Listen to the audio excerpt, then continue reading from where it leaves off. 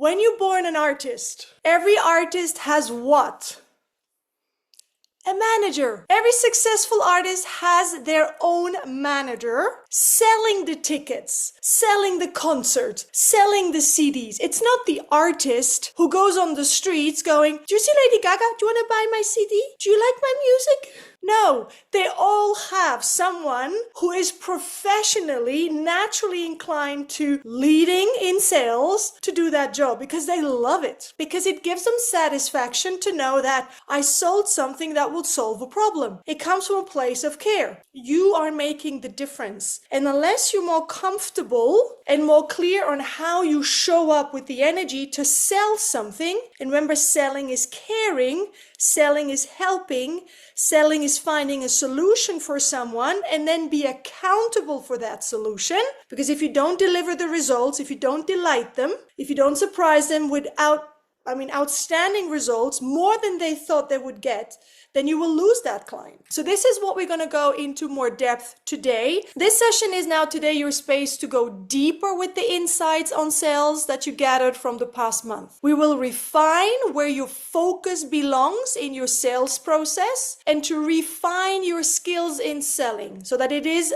a natural state of being for you, caring when you sell. I just saw a post 2 days ago, which was really lovely. And the guy said, stop believing or looking for an easy way to do business. Because business is like a baby. It's like a new dog. When the dog wakes you up in the middle of the night because it needs to pee, what do? You get up, you put your jacket on, and it's freaking raining, and you go and make sure the dog pees on the outside of the house, not inside your living room on the carpet. If your baby wakes you up in the middle of the night because it's hungry or it's cold or it's lonely, what do? You get up. So if you feel that you can get away doing business in a different way at the beginning, I have to disappoint you. You will have to get up and put that puppy out. You will have to give the bottle to the baby. So your business is ruthless. It will ask your attention all the time. And business comes first, like the baby comes first, or like the animals come first. And it's the same way until it's rolling. And then there is a different rhythm. Not everything feels, I need to. No, it feels more calm. And if you aim for work-life balance right now, if you want work-life balance, forget about it. It ain't gonna happen. You're right at the beginning of your career. You're right at the beginning of all the happenings, and you will give so many hours for which you are not paid for. But they will pay. If you keep going, the waves will come again, and things will happen for you. So work-life balance is something that comes once you have treasury, once you have cash, once you have recurring clients, then you can start to optimize and amplify. So don't expect that because you send them a text, they're going to come back. It will take you to re-engage with them over the next 3 weeks to 6 months. And I suggest you send them a text once, they respond, you respond back. You wait for a week, then you wait for 3 weeks. And then you can feed them information like my client is doing. You feed them with content. Oh, I just wrote a blog. If you're interested, read it. Oh, I just have this. You are giving them things. You are building the trust. You're building the desire. I give you an idea. If I go to a restaurant, I don't like desserts. Okay, I'm not a dessert girl. But there is one dessert I really like, and it's la tarte tatin. And by principle, I don't eat desserts. We were in a restaurant, and I don't look at the dessert card. But there was this tarte tatin who walked literally in front of my nose to go to my neighbor's table. I was going to have a tarte tatin. I was not hungry anymore, but I wanted my tarte tatin.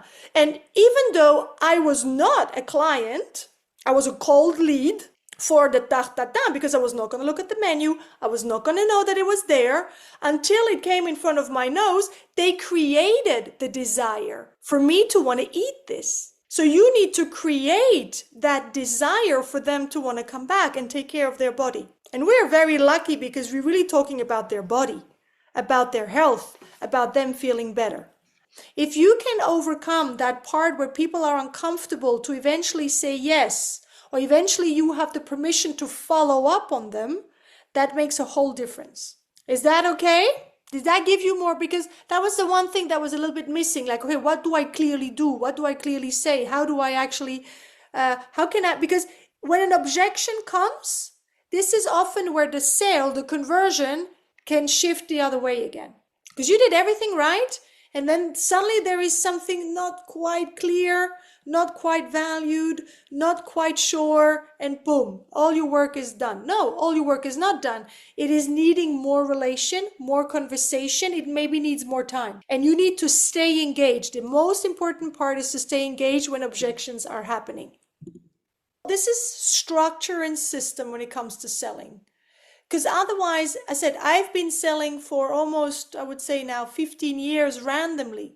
I just try, and if it works, doesn't work. I had no system, I had no plan, I had no structure, I had no order, I had no follow-up, I had nothing. But it worked, which is fine. I mean, I was just passionate and convinced of what I do, and sometimes it works and sometimes it doesn't. But the passion and the conviction is still there, and if on top of that you have a system, it feels less heavy. You know you're doing it in the right order, and you know that you are actually giving greater chances to the other person on the other side to stay with you and to eventually give herself a chance or give himself a chance of greater success because it's structured. Now, for this month now, we're going into November, okay? You've had a focus in October, which was either to attract, either to convert, either to upsell, either to re-engage. I want you to refocus again now, this time. If whatever you do brings you one client, it was not a flop. Now, some bring you more, some bring you less, but whenever you do a commercial or publicity and it resonates with someone, you spoke that person's language. We spoke those people's language when we did an article, Audrey. We spoke this mother's language when we did the kids. Now we need to continue. We need the rhythm. We're going to continue doing that.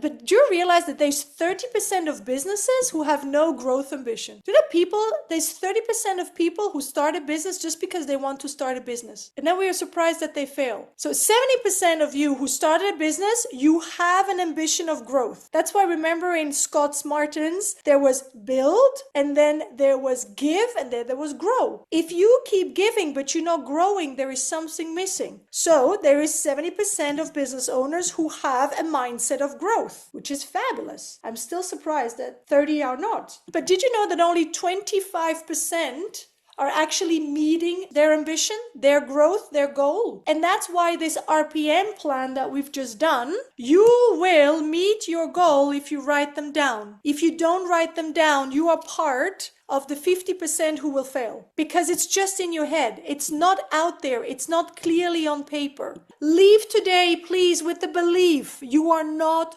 just a teacher anymore. If you come to those sessions on Sundays, you are done being a Pilates teacher. You are really growing now into being the facilitator of your life and of your destiny, because you are becoming more and more of a guide, more and more of a leader, more and more of a facilitator. That's the entrepreneur.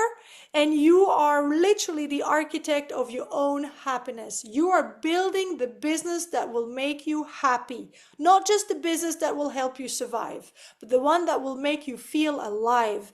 So the growth formula: do what you have learned so far now, and do it over and over again. And if you don't do it alone, we will do it together every month when we meet on Sundays, when we're doing our business entrepreneurship call, because that's really what these Sunday sessions are all about.